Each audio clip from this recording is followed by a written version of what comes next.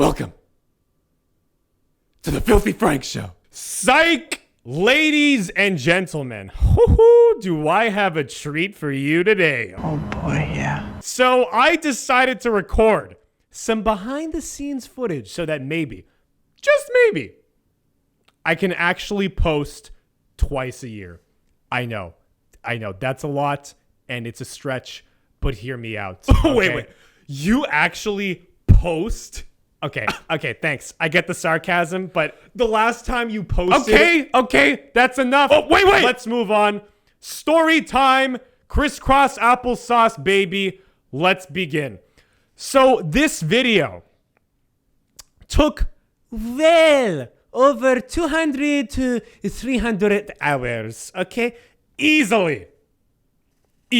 No cap, as the cool kids say, but... I wouldn't know because I'm not one of them. But aside from that, let's start with the musical section. So I recorded an arrangement / remix of the track called The Black Pearl from the Pirates of the Caribbean movie soundtrack, the first movie, which, by the way, I highly recommend. It's a fantastic soundtrack. And I mean, it's so fantastic. But you know what? We're stupid. But with me, we might actually be smart. So this was my first time rotoscoping and using a green screen in general.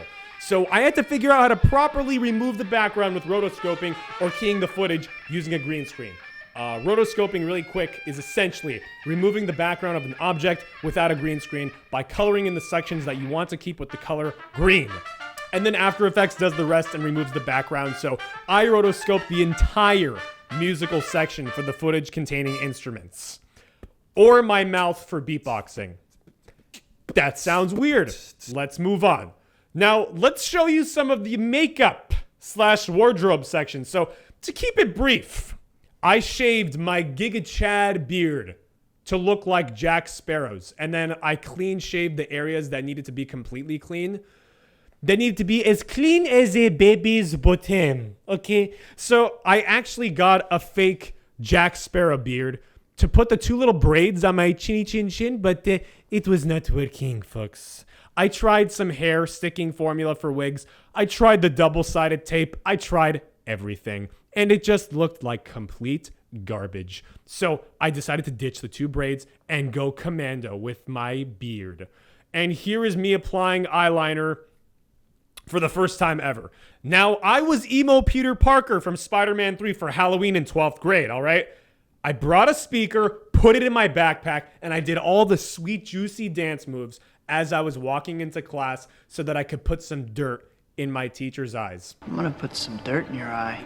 Lying about the dirt part, but everything else, So true, but it's so sad. And then here's me putting on the wig / bandana. Here is the man of the hour, the sexy, irresistible Mr. Rottenborn. Oh my God. Please, am I blushing? Oh, how embarrassing of me. I just randomly last minute decided to paint the sides of my hair white because Mr. Rottenborn has some white hair on the sides of his head. And I thought it would be a lot more interessante and believable if I had white hair versus, all black. Because, it's just kind of boring. I just got a different colored tie and used my suit, and that was pretty straightforward. I didn't record any footage for the judge or Amber Heard because the judge was just one layer and Amber just had a wig with a suit. So it was pretty unworthy of recording, in my opinion. So now let's take a look at some raw footage. I'm just going to talk about some of the difficulties with this video while having some different clips in the background. So this was by far the most difficult video I have ever made. Period. There were so many layers and so many factors and so many characters that needed to react to each other in a specific time frame that editing was extremely challenging. And it honestly made me want to commit sometimes. I think probably the most difficult part was not even recording it. Part of it was writing the script, seeing which jokes made sense, which hit, which miss. Part of it was narrowing the specific takes, but mainly it was editing and combining all of the takes of each character and getting the pacing down to align with the script so that it seemed like I was legitimately talking to myself and there were no random silences in between the lines to take you out of the video. So getting the pacing down was crucial. That was hard because Premiere Pro eventually became so slow.